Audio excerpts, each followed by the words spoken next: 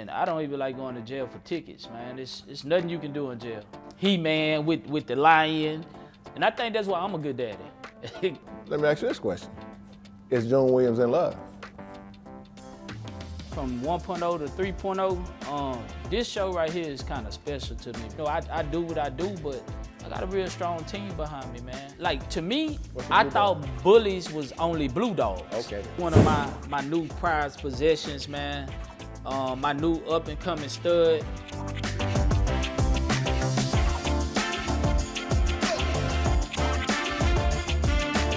So June Williams is definitely in the building. So what we're gonna do is peel back June Williams, the show host. Yeah. We're gonna peel that potato. Yeah. All right, we're gonna peel back the onion. We're trying to find out who you are. Yeah. All right, because we see a lot of you on the live. Yeah. We see you at shows. You know, very approachable individual. Yeah. We want to know what makes you the way that you are. What built you? Where did you come from that grew you into who you are? I think what really made me who I am today is coming from a small town. I'm from a small country town at that. I'm from Ferriday, Louisiana. Our slogan is a small town with a big heart. So, you know, it come up, it's no fancy place, no real big houses. You don't just see a lot of fancy cars, and you know, we don't have a whole bunch of schools. You know, you go to kindergarten, you go to middle school, you go to junior high, you go to high school, and that's it.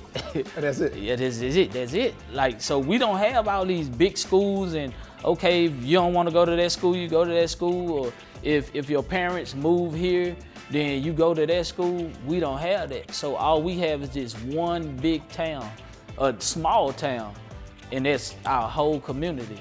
So, you know, coming up there, it's like when you had problems, you had problems. You know, if you took care of your problems, then guess what? Everybody in the world know about it. So it was just a rough place to come up in, but when you actually move away from there and you move to the cities and into the real world, it actually teaches you a lot.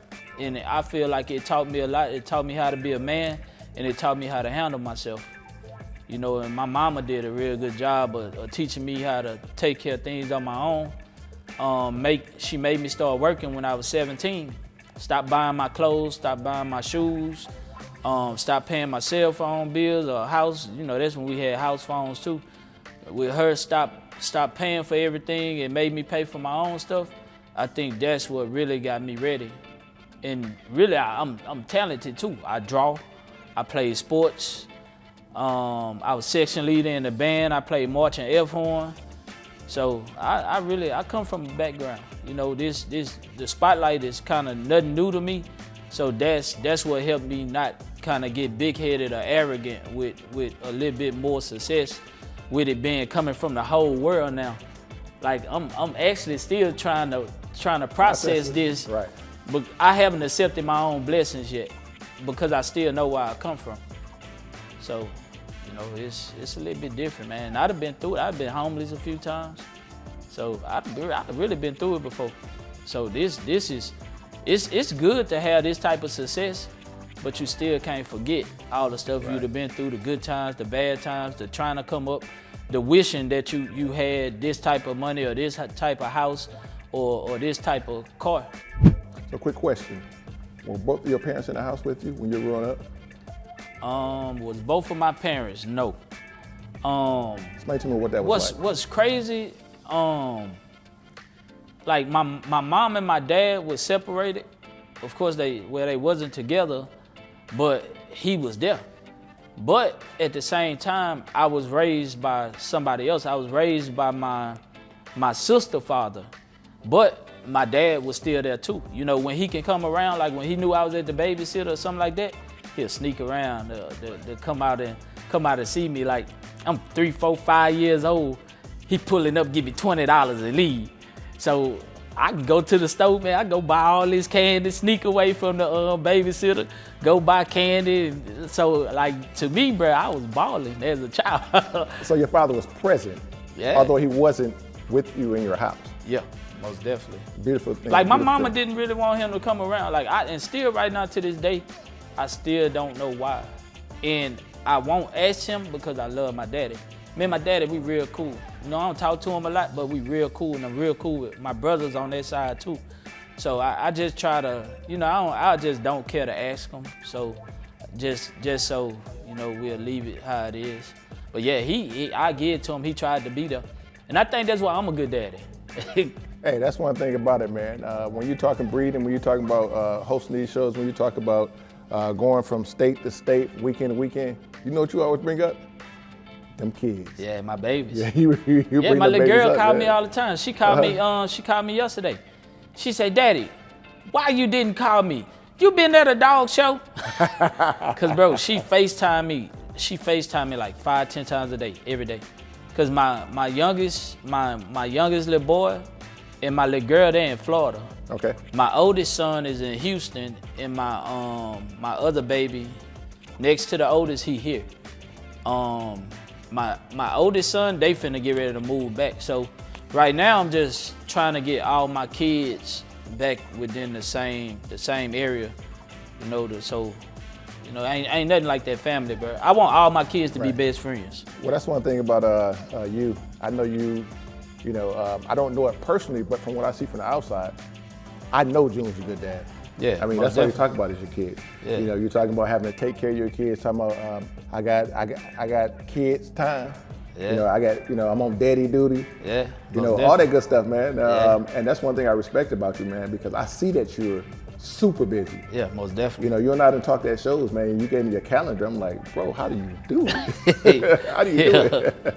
But one good thing you told me, man, and it kind of stuck with me, man. You said, hey, if I ain't doing this, I can always go back to doing something Yeah. that I don't want to do, but if I had to, I could, and I would. Yeah, most definitely. But this is what you like, and this is what you love. Yeah. And from what I gather, you love the community. As a matter of fact, you got to love the community, you know, to deal with them as much as you do. Yeah, most definitely, man.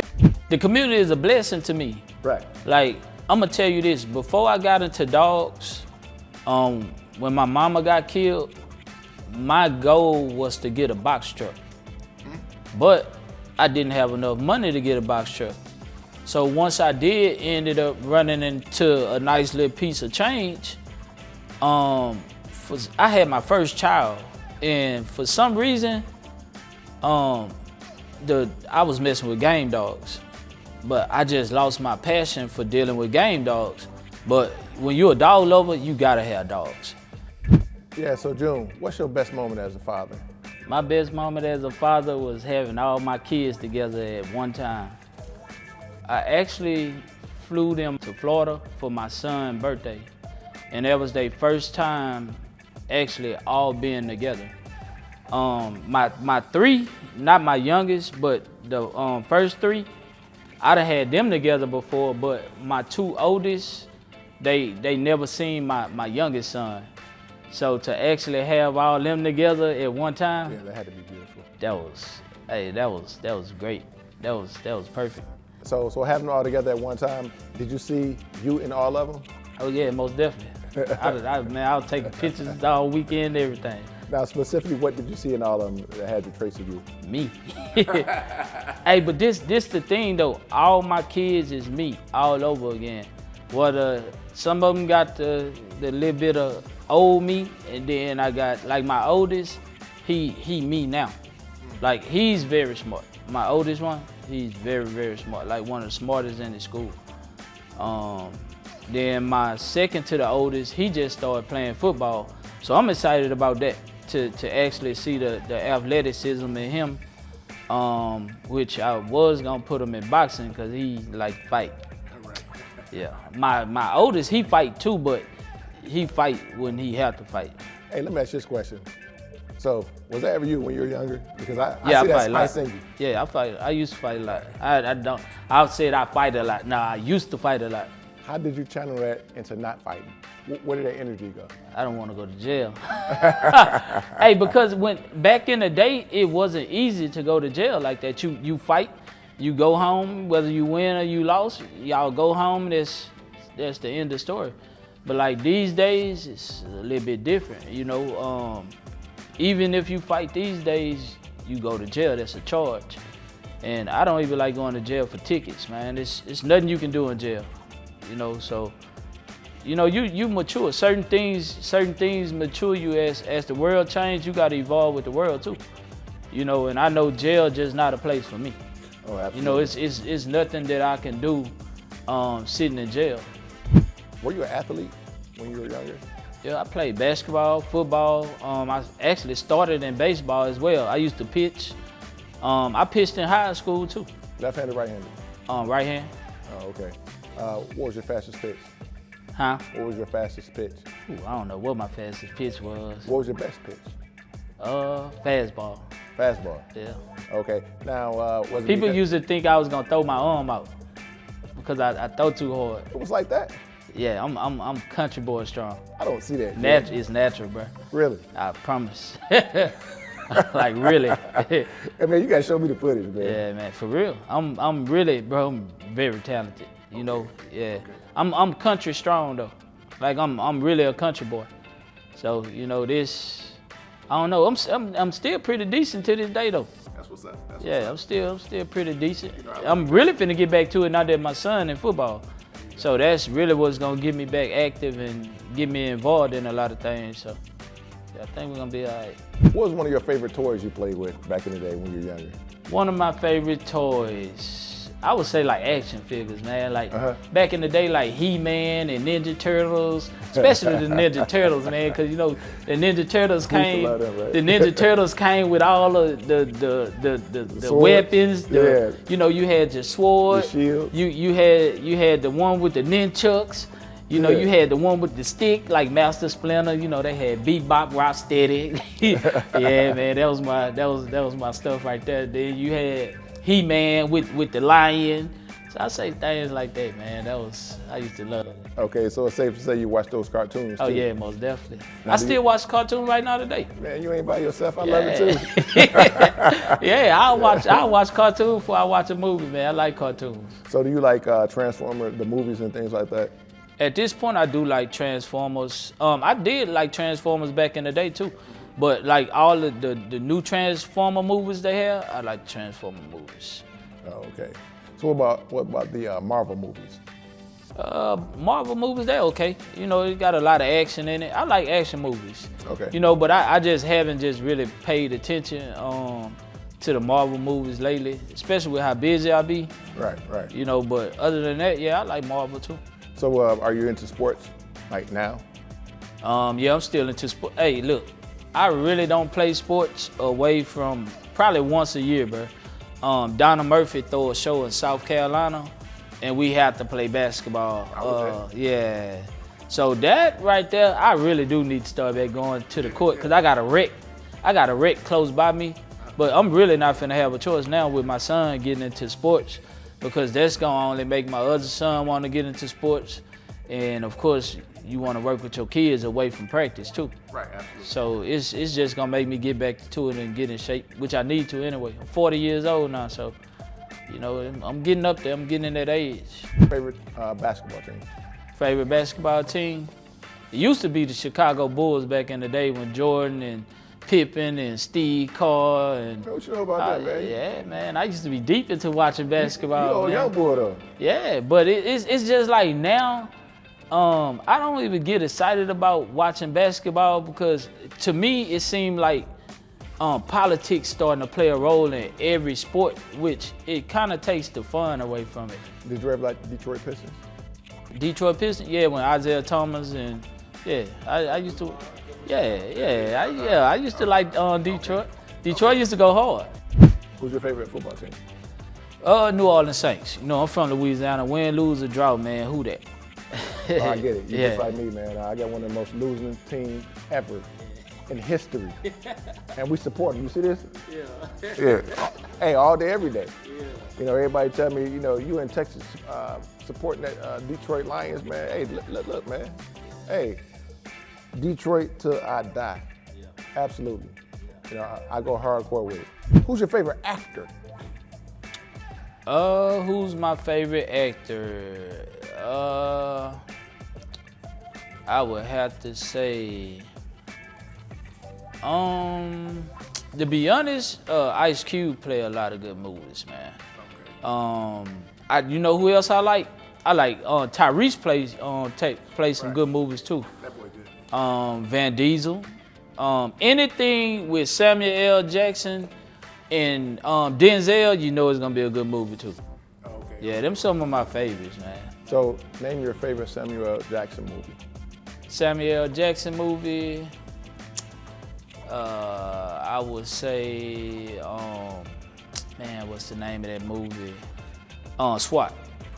SWAT. Okay. Yeah, I was just That was a good watching one. SWAT yesterday. Right. Yeah, he got a lot of them, but I was just watching SWAT yesterday. So, do you relate to Samuel L.? A little bit, just depends on what character he playing. You know, he play a lot of different roles, man. But just a little bit. So, do June Williams like love stories? Love stories? Do I like love stories? Not really. Hey, I am on that type of time though. Right. But as far as I listen to slow music and stuff like that though. But you know, as far as just being into love stories and stuff, not really, cause I ain't with all that mushy stuff all the time either. Okay, so let me ask you this question: is June Williams in love? Yeah, I can say I'm in love. I can't throw no names out there, Oh, but no, you don't but have yeah, I'm most definitely in love, bro. So you might be human. Yeah, I'm most definitely human, bro. It's just, I guess, cause I try to keep all of that away from the cameras. Once you reach a certain level and a certain level of success, sometimes people can try to get to somebody else just to get to you. And that's not necessarily meaning in a bad way, but so I just try to keep that side of my personal life away, you know, from the internet. Even though I have brought them around, but I just keep that side away from the internet. So I think you're very human. Yeah, most definitely. All right. When I go to shows and I see you on live, you know, you may be looked at as the show host, the guy that's spazzing out, you know, the guy's giving good information, the guy's trying to help somebody out, or, you know, the guy that's out there breeding dogs. But I see you as a human. And because I see you as a human and I have the ability to help you tell your story, that's why we're where we're at right now. Yeah, And I'm gonna tell you, we really, really appreciate having you here. I appreciate that. Telling your story. So what we want to do for 3.0, we want to give them you. Yeah. Do you mind? Nah, I don't mind. I think that'll be dope. Do you mind if we put you on a Jumbotron? Nah, I don't mind. All right, so you will be on the Jumbotron. Yeah. It's gonna be taller than you, 2 times taller than you. Yeah. Well, how tall are you? 5'6". 5'6". So that's almost 6 feet. Yeah. So it'll be twice as long as you. All right? Yeah. All right, so that's what we're gonna do for June Williams. So one last question. What are you most looking forward to in the next year? What am I looking forward to within the next year? Hey, that's a real good question. That's something that I really been thinking about. I don't just think for the present, like I always think forward. Lately, each year I elevate, but the year that I have had coming into this year, I really have been thinking like, how can you go bigger, or how can you even keep it the same for the next year or two? Last year was a real good year, and the direction that I'm going in right now, I can see this year being bigger than last year. That's what makes it so scary, because I see what's finna happen with my show, with so many people coming out from so many different races, so many different nationalities, even so many different industries, from rappers to football players, all different type of athletes. Like, people call my phone like I'm one of them. So it do make me think, like, how can you go bigger next year? How can you even stay the same next year? So it's hard, bro. It's something that I think about every day, though. My DNA is straight Detroit. All right, I've been in Texas for since '94. You do the math. You know, I can't do quick math. but I've been in Texas since '94. Where do your DNA lie? I'm from Louisiana, born and raised. I left Louisiana in 2000 when I was 18. After I graduated, I moved to Arizona. After that, I went to art school. Ended up getting in trouble, man, because I was still hot-headed. Ended up getting in trouble, so I drove back to Louisiana. On my way back from Louisiana, I stopped in Dallas because I had got sleepy, pulled over at a gas station, and I just seen it. Like a lot of cars, bro, with big rims and paint jobs and TVs, and I ain't never seen nothing like that before. So the next morning, I got up and I drove back to Louisiana, and like one of my classmates had said, "Man, June done came back to Ferriday. He ain't gonna never leave." That same day, I told my mama, I said, I'm gonna move to Texas. I'm gonna move to Dallas. I was like, give me a couple weeks, because I had got my job back at this place called Ferriday Market. There was a grocery store that I had started working at when I was in school. So they gave me my job back. I worked there for a few months, ended up getting me some income tax back. When I got my income tax, straight to Dallas, man. So did you already have a place here in Dallas? No, I had an uncle out here, and he let me stay with him for a little while until I can, get my stuff up. The thing is, when I was staying in Arizona, I was working for this carpet cleaning company named Stanley Steamer. So I had contacted them to see if they had a Stanley Steamer in Dallas, and they had one in Farmers Branch, which Farmers Branch is maybe 30 minutes from where we at right now. So they got the transfer done. Once they got the transfer done, that's when I went on and came down here. I think it took like a couple months to actually get me in. So I had started working for UPS. Never do that again. One of the hardest places in the world to work. Man, look, boxes can be this big and feel like they're 100 pounds after you slung a lot of boxes. Right. So yeah, I ended up, once I got finished with that, I ended up working with Stanley Steamer. Went through some stuff.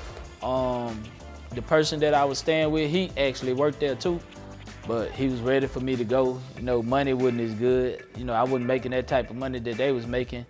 Ended up losing my job, my place to stay, and my car in the same week.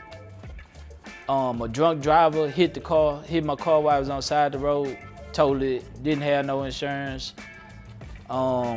Ended up staying in a hotel, a dirty hotel right off the freeway, off of 35 in Illinois, in Dallas, which is known as Oak Cliff. Every day I just used to walk the streets and catch the bus, go to the library, look for a job. And I ended up running to a job at Blockbuster Warehouse. And they actually had transportation to get you back and forth to work. And one day I had met this female, and I ain't lied to her. I told her my situation. I ain't really got nowhere to stay. I'm staying in this hotel right here. And she talked to her family, and they let me come stay with them. I had to sleep on the floor in the living room, but I had somewhere to stay. And after about 3-4 months, I was able to get me an apartment. Okay, so you went from working in Arizona, coming back through Dallas, Texas, seeing something you like, went home, said, you know what, Mama, I'm going back to Texas. Yeah. So you came back to Texas to get set up and find your way. Because it sounded like you didn't have a plan except to come and get that job and just kind of take it from there. The only plan I really had was I was motivated to leave because I was told that I wasn't gonna leave and I was gonna be here for the rest of my life.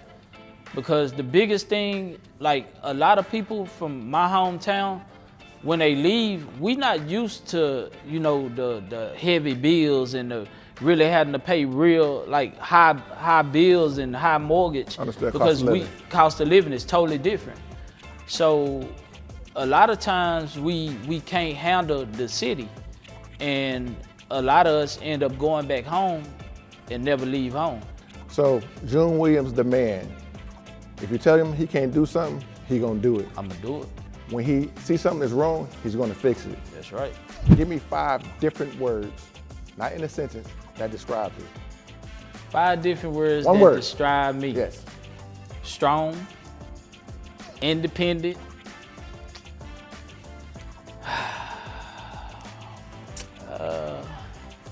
man, it's a hard one. I'm smart. I'm intelligent and I'm wise. Very wise, man. It's crazy though, cause it's really hard to explain me because I live this life every day. But going where I am today, it's a different lifestyle. Like I had to change how I move. I had to change the places that I go. And I don't like for people to think that I be acting funny, but I even have to change my surrounding, the people that I'm around. With the success that you have, yeah, I can't even let everybody come around that I wouldn't mind coming around, but I have to change. Can I give you 2 words to describe you? Yeah. That I think you missed? Yeah. You business savvy. Yeah. And you very caring. Yeah, most definitely. All right. To go through what you went through, to get to where you are right now, you did it unconventionally, but you did it. You did it without the college degree. You did it without going through a statistics class. You did it without knowing algebra. You did it without the business class. You did it from within. You're very business savvy. You know, like for example, you're from Louisiana. You may say something with a draw, but it don't matter. You're saying the same thing. You're just saying it differently. Right? As long as you get my understanding, we good. So it don't matter if you go about it the conventional way. You made it happen. You're very business savvy. Appreciate that. And you're very caring. All right. So I'm gonna tell you, I gotta tell you this. A lot of people say that June has gotten a little too big for his britches. Right? You're gonna hear that. And that's fine. But when you're successful, what happens? People start to kind of, become envious of it. Yeah, it's like things just change. But at the end of the day, you have to know who you are. Like I know who I am, but I'm starting to learn business, and I do understand when you're dealing with business, you can't do the same things that you was doing back then. You can't even deal with a lot of the same people if they doing the same thing that we was doing back in the day. You know, anything that can get me in trouble or put me in a bad spot, I can't have it around me. So, some people might feel like I'm too big for my britches, but at the end of the day, these really are my britches. I done changed in so many ways to a lot of people don't understand why I have changed. So if I'm not dealing with you no more, it's because you have some type of negativity or something along with you that can't go along with me. Because I can't let certain things get in the way of my business. But that don't make you no better than nobody. No, not most definitely. I tell people that all the time. Bro, I'm no better than you. We all just move different. But then too, I got kids, bro. I'm a daddy, so like I wasn't a father when I first, really got going with this. I only had 1 child. Now I have 4. So I can't move how you want me to move. Like my youngest child just turned 3. I got a 3-year-old, I got a 4-year-old, I got a 6-year-old, and I got an 8-year-old. Oh, you got a squad. I got babies. You got a nice little squad right there. I got real babies, man. Yo, what up, though? What up, though? Let's go. Let's peel back this onion. We got June Williams in the house. Hey, he's the man. He's a myth. He's a legend. And we're gonna throw all that out the window right now because I think everybody know that. Yeah. Probably one of the greatest show hosts, dog show hosts we got up in the bully game. Yeah. We got many out there, but ain't none like this man right here, June Williams. Yeah, I appreciate it. June, what's going on, man? Man, I'm good, man. Just trying to enjoy life. enjoy life. Hey, I hear you got a big show coming up, man. Talk to me about it. Yeah, I got a big show coming up March the 19th, right here in Dallas, Texas at the Dallas Market Hall, Rumba in the Jungle 3.0. Okay, well, I came to 1.0, Yeah. 2.0, definitely coming to 3.0. Yeah. But I need to know from you, what's gonna be the difference between 1.0 to 3.0? With this one right here, from 1.0 to 3.0, this show right here is kind of special to me. My mom was killed March the 20th, 2004. So with all the success behind my shows, I just decided to dedicate this show to her by throwing it March the 19th, 2022. So it's a little bit different for me, a little bit more emotions, a little bit more energy, a little bit more everything, way bigger venue, way more booths, way more people from every industry coming out, different trophies, a lot more effort put into it too. I done learned a lot from my last couple of shows, so now I feel like I'm ready for that 5, 6, 7,000 people crowd. Okay, well, I'll tell you what, man, just from the first one to the second one, man, you've always elevated, man. It got better and better and better. Yeah. And what can I expect at the 3.0 that I didn't get 2.0? I just, me personally, I feel like it'll be more organized. Okay. I tell you that, more time efficient. I don't look to go until 9 o'clock. You know, I look to put on a real stiff show. I know a lot of people care more about how many people there, but in my eyes, I feel like a show should be a show. Like, I'm really looking to put on a show this time, more organized and just ran better. So it's way more dogs coming out. I'm talking about bigger breeders, real OGs coming out. And it looked like we'd took every crowd now, man. We got people coming from ABKC, AKC, BRC. They got champions coming out, grand champions. My goodness, they coming out from everywhere, huh? Man, this thing got super crazy, man. So we at a point right now to where I can really say the world really coming out right now. Okay. From every registry, every state, people driving 20, 30 hours. I'll tell you this, some of the best Frenchies, Bulldogs, to exotics, to the American Bullet will be in the building, man. So tell me how you're able to make that happen, because again, you elevated from 1 to 2, now you're coming to 3, and you're telling me that it's gonna get even bigger. What makes it so much different to bring bigger dogs out, bigger breeders out? I think I was able to maintain that this time.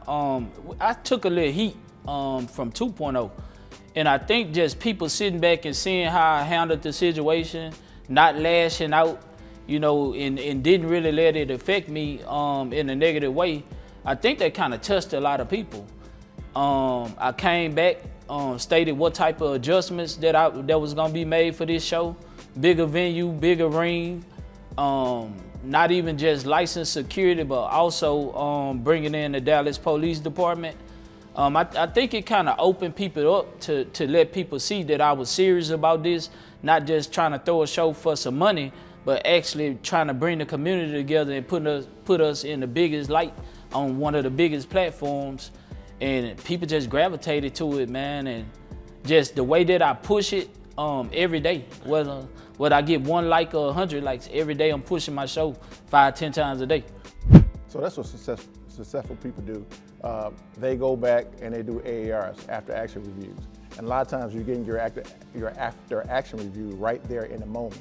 And I know there's times when you were at your show, this didn't go right, or this went right, and you're saying, man, I gotta make sure I do this next time. What is it that you're doing to combat all the issues that you had the last time? The way that I'm gonna get rid of the issues that I had last time, the day after my show, I didn't even worry about trying to count no money, trying to see what was made, nothing, man.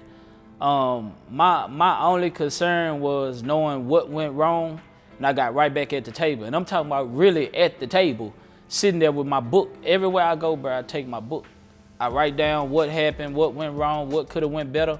But the biggest thing about me is I pay attention at my show.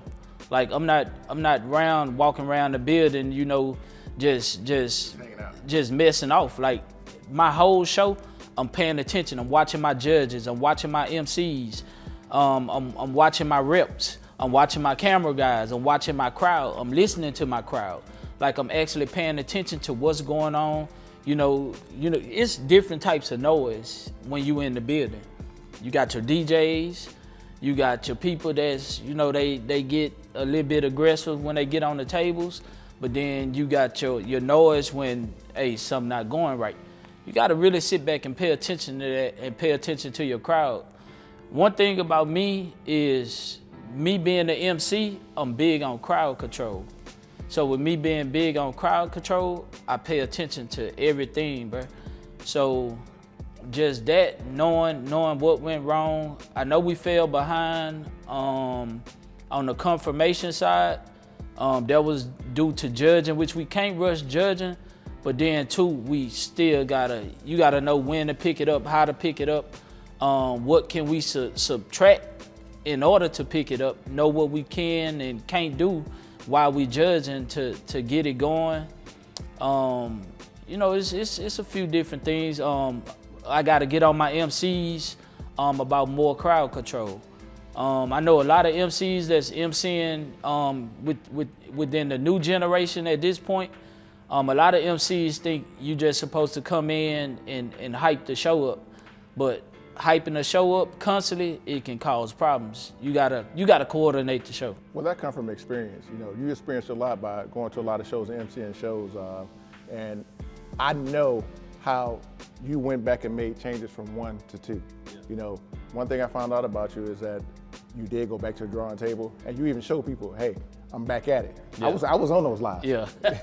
I seen you in your book. Yeah. And you was reading from your book. Yeah. I'm going to fix this, I'm going to fix that. Yeah. And me as a consumer, me as a individual that's coming to the shows, I feel like, man, that's it right there. Yeah. That man's going to be successful because he's knowing what he needs to do to fix it, and he's going about finding ways to fix it. Yeah. So when you know better, you're supposed to do better, right? Yeah. And that's definitely what you've been doing since Rumble in the Jungle 1. Yeah. I've been seeing it. Yeah. I've been seeing it. Okay, so Rumble in the Jungle is coming March 19th. If you ain't there, you better get there. Most definitely. If you don't know anything about it, you better ask somebody. Most definitely. Hey, I see your show getting bigger and bigger. All right, it's gonna come to a point to where it's gonna be maybe too much to handle. What's your plan on handling the success, the larger shows, the diverse people, and everything as a whole? What's your plan to bring it all together and make sure that you keep it all under control and get better and better? My plan to hold it all together and make sure it keep getting bigger and better, I'm tightening up on security. I'm tightening up on my staff. I think the last past year, I was kind of too lenient with a lot of things. And it's some things that I had to learn as well. You know, I just can't say, you know, I needed to actually tighten up on my staff, but I had to learn as well. So my thing is, on top of the licensed security, I have also now incorporated the actual police department. It costs around $5,000 to have security and the police there for the day. But one thing I learned, people go so far with security.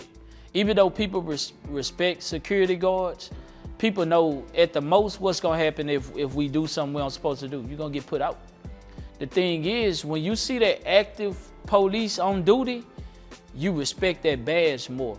Because you know one thing, if I do something out of line, if I fight, if I do anything crazy, you're not getting put out, you're going to jail. So just really tightening down on the staff, being more considerate of the time. Because one thing that I learned, anything that go wrong at shows, it happened around 5 or 6 o'clock. Don't nothing really happen during the earlier part of the day. But as time go on and people, you know, start to be there too long, people getting tired or whatever the case is, that's when altercations and things start to happen. So it's up to me to be more time efficient,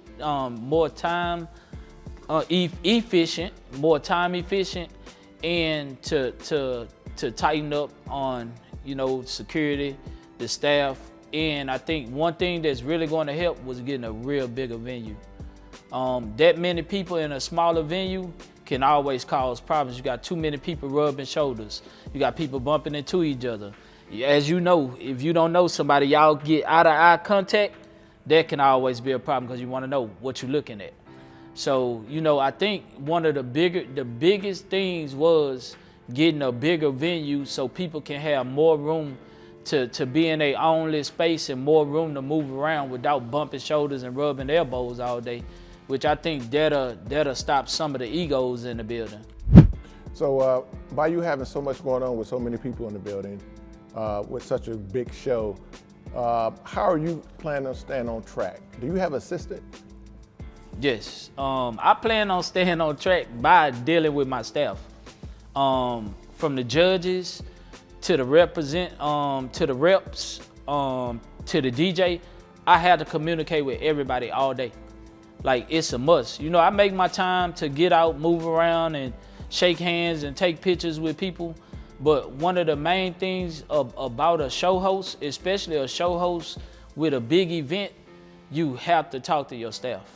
Like, you have to know where they at, what they doing, why they doing it, why you did that, why you didn't do that. You know, everybody being on the same page. My last show taught me that. You know, dealing with a bigger crowd like that wasn't easy to do. So just learning how to deal with my staff and how to deal with this crowd, I'm more than ready this time. Do you have a second in charge? A second in judge? Second in charge. A second in charge?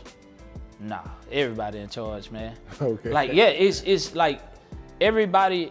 I felt like I'd have built a team to where everybody knows what to do. You know, if they don't know what to do, they know they can always come to me. But I got a real successful team. Even with the judges, one of them, she a bulldog breeder, and she's a Frenchie breeder, so she specializes in that. I have another judge, which is an international judge. Do you want to say their names? Yeah, I can say it. I have Rachel Brown, and I also have Polo Garcia. You know, and Polo is an international judge. He judge out the country. He speaks English, he speaks Spanish, which is a good thing. I got two of the best MCs out there. Jerry Logo, man, which he throws shows as well. Mike Diego, he also throws shows.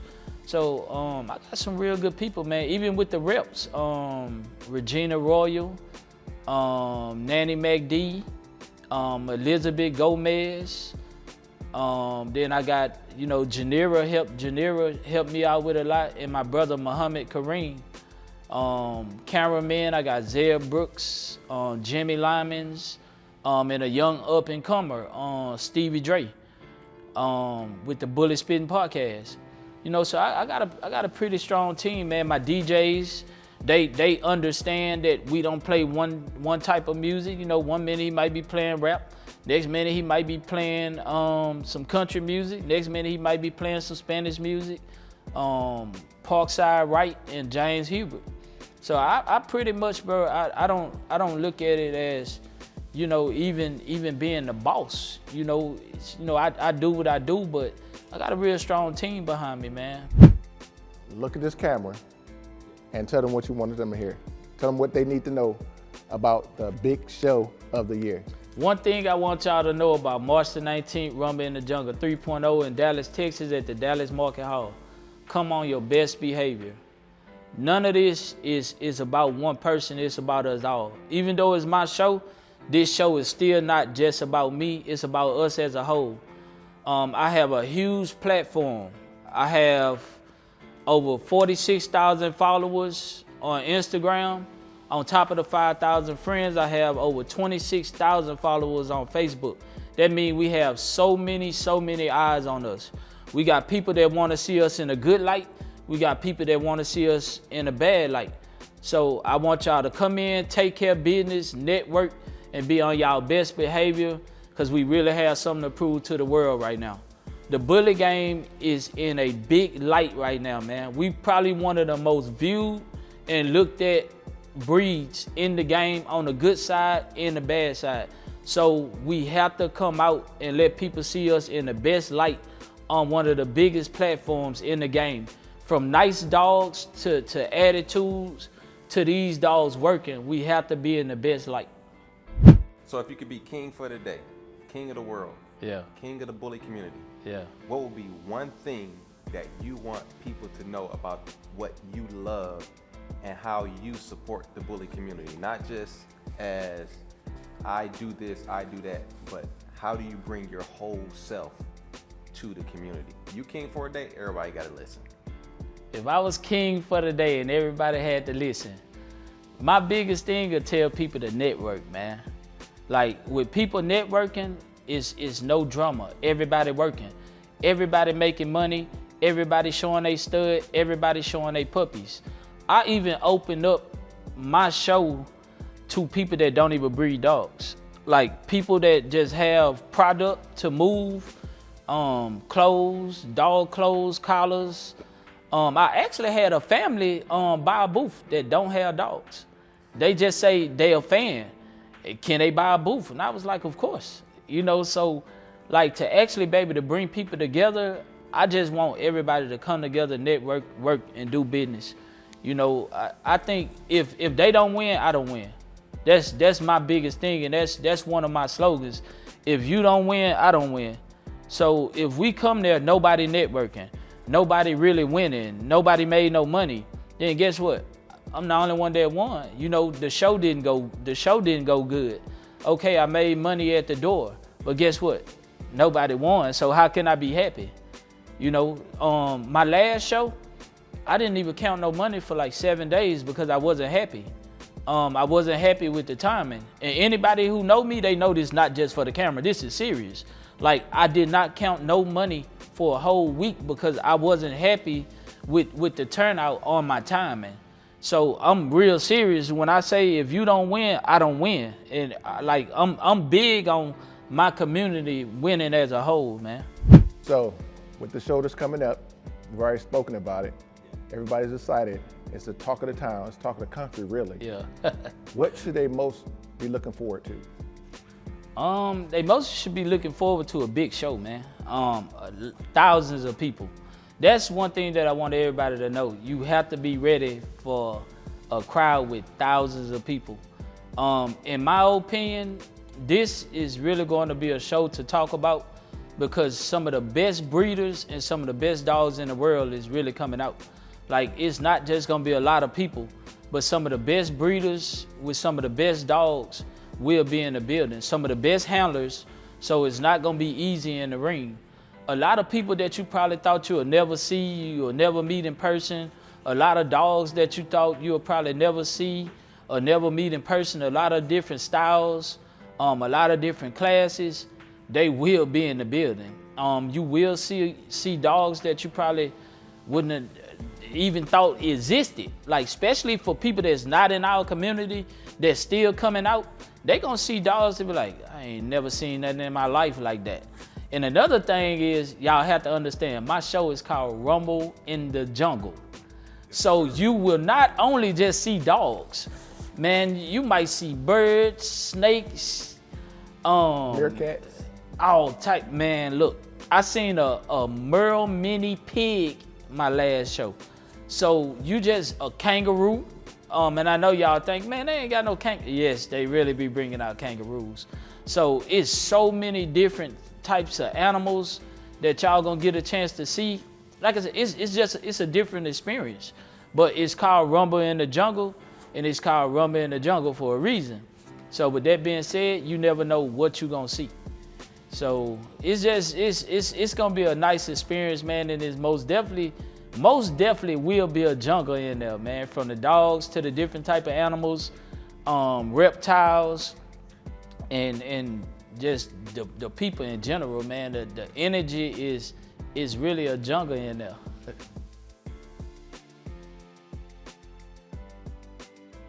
My my brother, his name is Swin Edwards. He stay in Jonesville, Louisiana.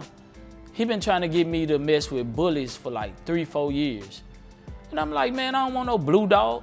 Like, to me, I thought bullies was only blue dogs. Okay. So I'm like, man, I don't want no blue dogs. But when that happened, that's what made me, I stopped by his house one day. I had went to let my first son meet my daddy for the first time. So on my way back, I stopped at Swin house and he showed me some Dax puppies. I was like, oh my God. I'm like, bro, do these puppies' heads really be that big and they muscled up? I'm like, bro, this is crazy. Like, I have never seen that like that. So once I got home, I got on the internet, did some research, which he had me researching Miyagi, which that was super crazy because he looked like a muscled up alien. So I Googled Miyagi blood. And when I Googled Miyagi blood, that's when I found money bags, which is right now today, that's that blood. Right. So, it's crazy, man. All right, speaking of money bags, where's money bags at today? He died like a year ago. He would have been 9. I took money bags to this female named Lil Groovy, which money bags is a R.I.P. Roach son. So I took R.I.P. Roach son and bred it to R.I.P. Roach mama, little mate sister. And that's how I produced Lil Bags. I did that. That was my very first bully breeding. And I produced Lil Bags. And it went from there. At one point, I had got in a tight little spot. And I was like, man, you know what? I'm gonna sell them for like $3,000. Cause I'm still new to the game and I'm still coming from a rough spot. So I'm just like, you know, me making $3,000 off a dog, yeah, this can be crazy. Right. So I put them up for sale. I was like, man, I think all these people be lying to me about these prices because nobody wanted to buy them. So, you know, a lot of people was hitting me up. I say $3,000. No. One guy actually told me that was too much. Because I haven't built my reputation up and my stud not proven to be selling puppies for that much money. So one day I took him to a meet and greet in Houston, Texas. When somebody offered me $5,000, I was like, nah, I must got something. Right. Yeah, I got something. And the very next week, I drove 31 hours to New Jersey to go to a dog show. And he shined. And I knew it was on from there. So what was it that made him shine? And I got a follow-up question to that. I had worked to make him shine. I had worked with him like week after week after week. All I did was stack him. So what I did was when I stack him, I just tell him to stay and I'll walk off. And he'll just stand there. And man, that caught the crowd eye and just show after show after show. And nobody was doing that at the time. So show after show after show, I do it. Then I got to the point, you know, I ain't gonna say I started getting big-headed, but I started getting real confident around here. Right. So every show I go to, I stack them up, tell them to stay, and I go in the crowd and just talk my nose. I mean, as you should, because you're putting in the work. Yeah. You know, that's one thing I seen in you, you know, just by looking at those past videos and just talking to different people. You're that guy from coast to coast putting in that work. So my follow-up question to that first question was, so is it true you only can get good money for a dog if your stud is proven? At this point, is it true if you can only get good money for a puppy if the stud is proven? Back in the day it was. Right now, I think things with the way the game had changed, it then became a little bit more easier for breeders. With the breeders that done paved the way, now anybody can sell a puppy. It's like more people than can used car salesmen. Absolutely. Yeah, so right. You don't even, it's like we was back in the day trying to sell puppies to other breeders, you know, to further to network and to get your product out there. These days, people just sell who they want to sell to, you know, if they're about a dog. Because at this point, everybody think the dog game is the new come up. So it's kind of making everything oversaturated. Even though the network done went up, like the value in the game done went up a little bit, but it is kind of getting oversaturated to the point to where people just selling to anybody and anybody just buying them because they feel like, okay, if I buy a dog for this much money, I can come in and make that much money or make more. So it's hand in hand right now. Yeah, the percentages are very low. Yeah. And I think that need to be spoken about in the community, especially with these new breeders coming in, because to be honest with you, I think those are a lot of the guys that's kind of, taking the DNA out of breeding. Because you got the new guys coming in and say, hey, if I pay this much for this dog, hey, I'm gonna come in and breed the dog, and they're breeding for any damn thing, or a big name, or a big person, that they're looking at, and they feel like they can make it, And if they have that push behind them, they do it. And a lot of times, the dog is trash. Yeah. I don't call people dogs trash. I would never do it in nobody's face, but Oh yeah, I know exactly what you're saying. Yeah, but. Because that's me. Right, Yeah. right. Yeah. So if that new breeder came in the door with a dog that he just produced that had the Bull Sachi features, as a matter of fact, same exact dog as Bull Sachi, and he just been breeding for a month, all right, just so happened to put two dogs together and got that bad puppy out. And he said, June, I'll sell you this dog for $5,000. Would you, as June Williams, say, you know what, that dog is worth $20,000, I'm gonna give you 15 for it, or would you say, hey, I'll take that dog for $5? Me personally, it depends on if he want to sell it for $5, then of course I'll buy him for $5. But I always like to tell somebody they value, man. If you just really wanted to know. But the only thing I stay away from is if somebody asks me what I really think about their dog, because I understand how feelings get hurt when you tell somebody the truth.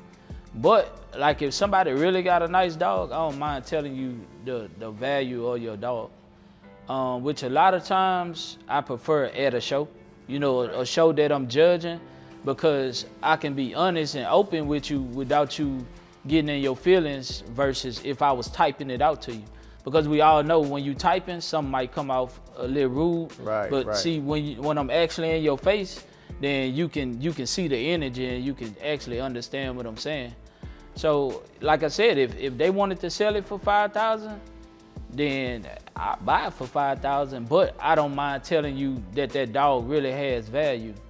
Well, maybe if you used to sell it to somebody else, you can sell it for $10,000, $15,000. But if you want to sell it to me for $5,000, of course I'm gonna buy it for $5,000. Right, of course. I'm not gonna give you $15,000 knowing that you only want $5,000. I don't know why you really want $5,000. You might just trying to hurry up and get some money.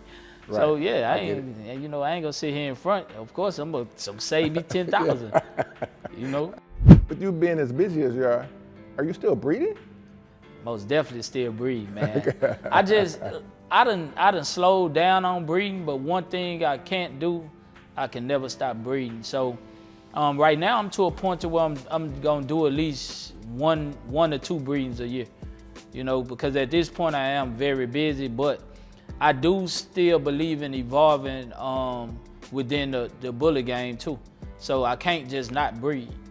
So some people may have thought you fell off, man. Yeah. I'm one of the ones who actually had the ability and the pleasure to witness that you haven't fallen off. Nah, most definitely not. And I want you to talk to everybody about what you got on the ground right now. Oh yeah, most definitely, man. No, this is one of my new prized possessions, man. My new up and coming stud. It's been a while since I'd had a stud. Old blood to new blood. Baby bags bred to God Horus. So Lil Bags times Takeoff. And that gave me this pretty boy right here, man, 10 weeks old. And I got real high hopes for this boy, man. So what makes him so special? Man, say the color, the dome. Look at the little bone on this boy, man. The girth, just everything about this boy, man, is heavy and he's beautiful. And to say that this is the same blood that I started with 7 years ago, say this is most definitely an accomplishment.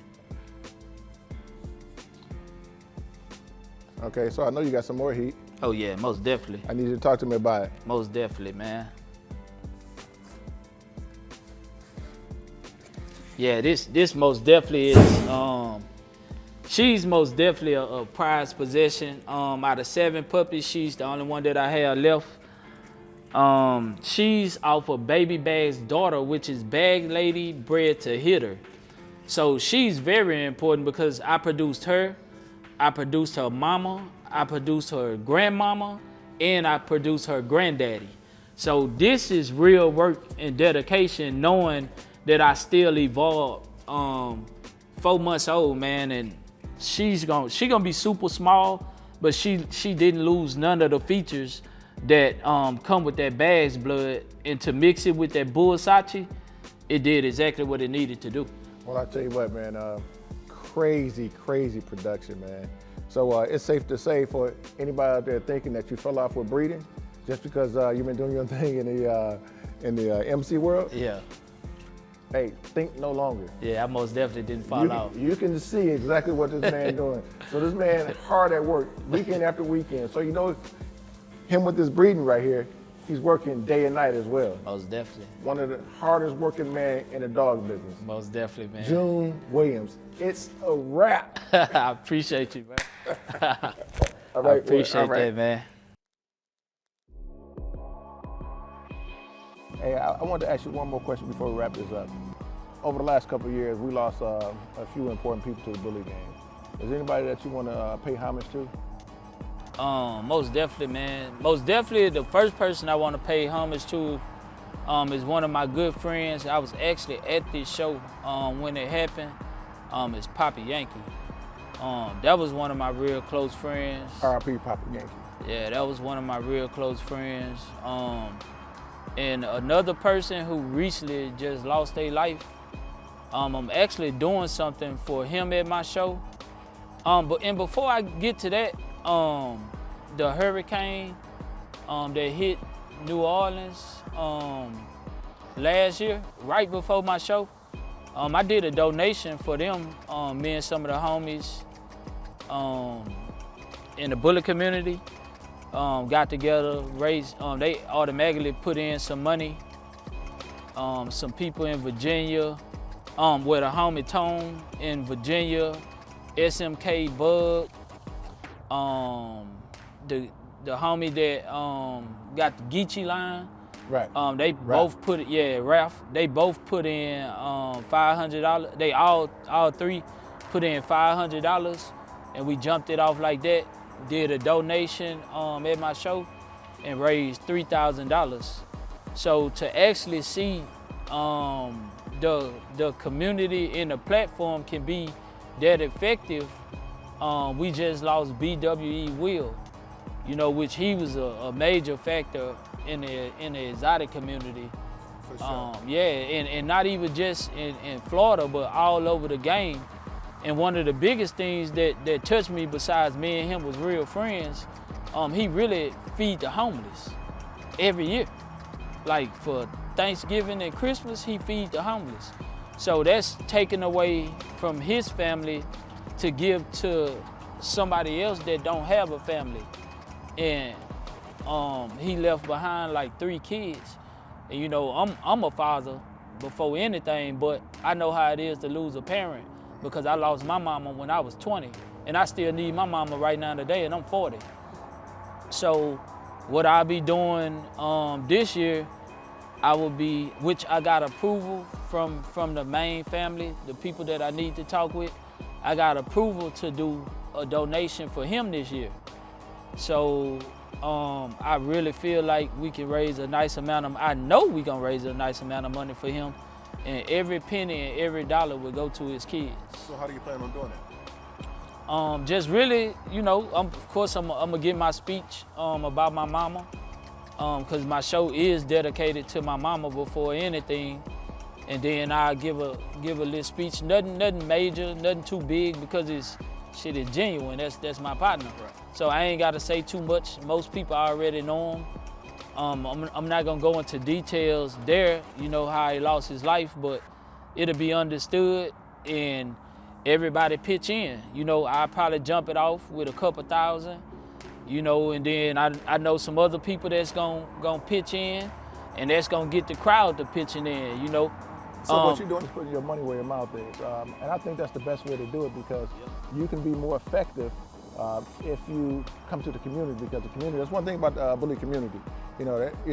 We have a lot of crap between us sometimes, but what we do, we come together as a group when it's when people in time of need. So I think that's very important what you're doing. You're gonna put a few $1,000s out there, and then just have everybody else add to it. And with this bully community, I know we're going to raise a great amount for this family. Oh, a great amount. I had somebody that's, I guess, kind of new to the bully community. They don't really know how we operate when it comes to our community. Just not saying that it's a game.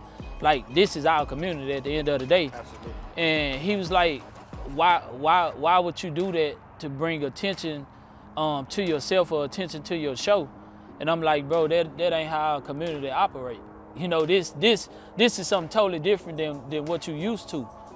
So, and I'm just like, why would I just send his family $2,000-$3,000 when I can use my platform where I done brought thousands of people together, and if everybody in this building gave at least $5-$10, do you know how much money that is? They don't understand. If I have 6,000, say like if I got 5,000 people in this building, if all these people pitch in $5-$10, you know how much money that is? Versus the 2,000 that I can still give, which I know people that's gonna give hundreds or at least 100. That's a lot of money, bro. And it's all going to his kids. So I'm gonna say this, that's why you are who you are.